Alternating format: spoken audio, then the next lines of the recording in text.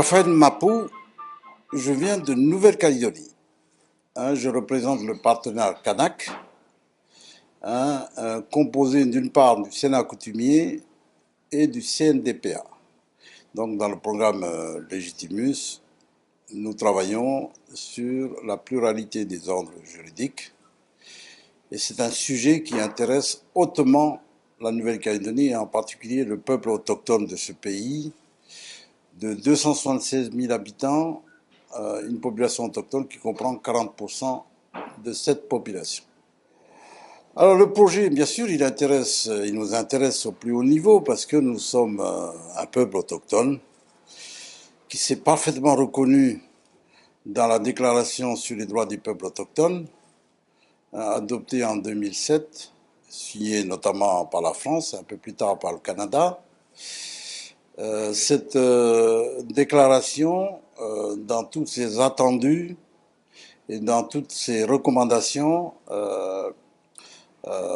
nous a intéressés au plus haut niveau, puisque notre situation de colonisé, j'en suis aujourd'hui convaincu, ressemble à toutes les situations qu'ont vécues les autres peuples autochtones.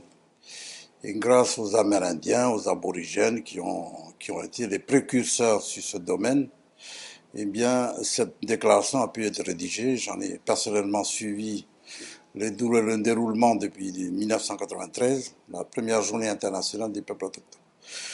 Donc, le peuple kanak était hautement intéressé. Donc, depuis que le combat pour l'indépendance, autrement dit porté par le nationalisme militant kanak, mais un nationalisme politique, plus politique, puisque l'objet du nationalisme, c'est l'indépendance, revendiquer l'indépendance.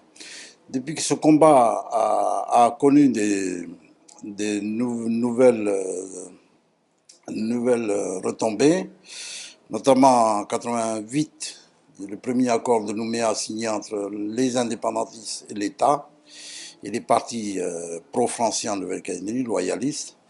Cette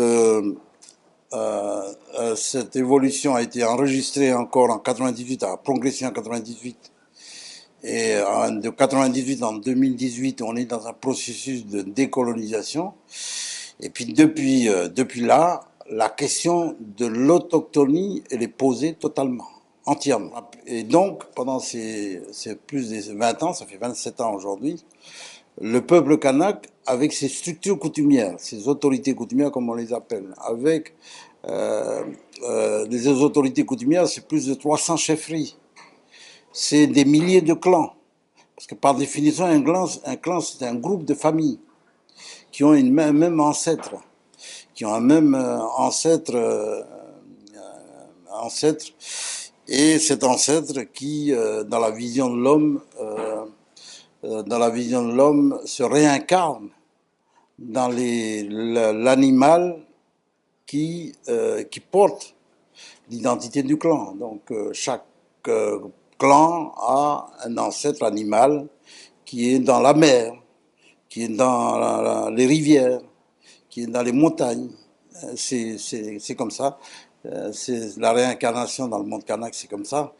Et donc, tout ça, toute cette vision philosophique, ces considérants coutumières, ces pratiques coutumières, tout ça sont au centre du débat. Et aujourd'hui, on est très intéressé par ces travaux parce qu'il s'agit pour nous de savoir comment on construit le nouvel état de droit, comment on construit le nouvel état, comment on construit, quel est le modèle du modèle étatique qu'on a. Est-ce que on se contente simplement de reprendre le modèle du colonisateur, un parlement, etc., sans prendre en compte vraiment la légitimité coutumière du pays?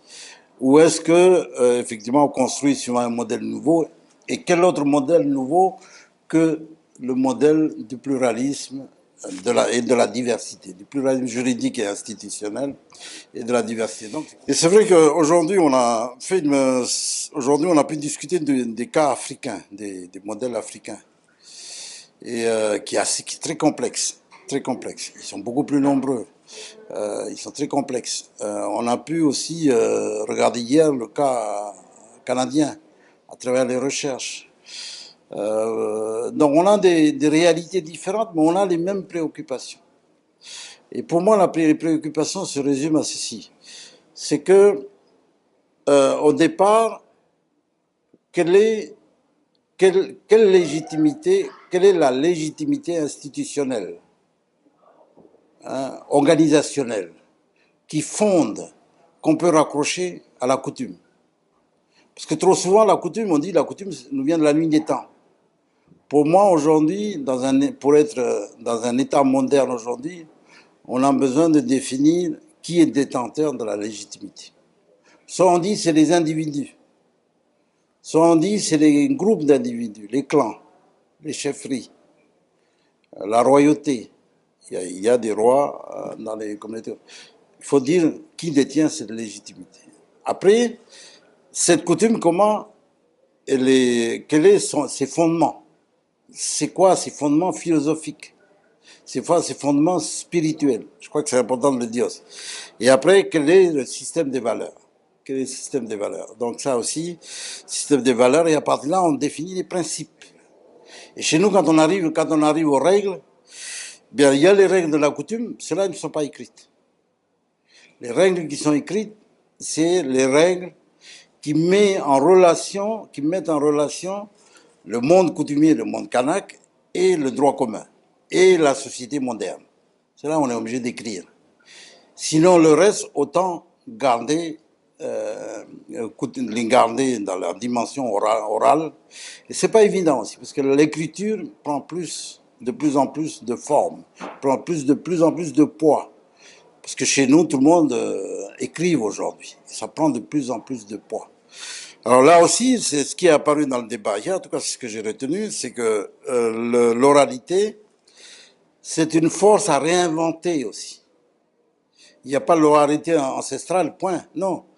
La force de l'oralité, il faut la réinventer au fur et à mesure qu'on avance. Pour que on arrive toujours à maintenir un équilibre entre l'oralité, qui est l'essence même de la coutume, et le droit écrit, qui est l'essence du droit moderne. Voilà ce que j'ai retenu.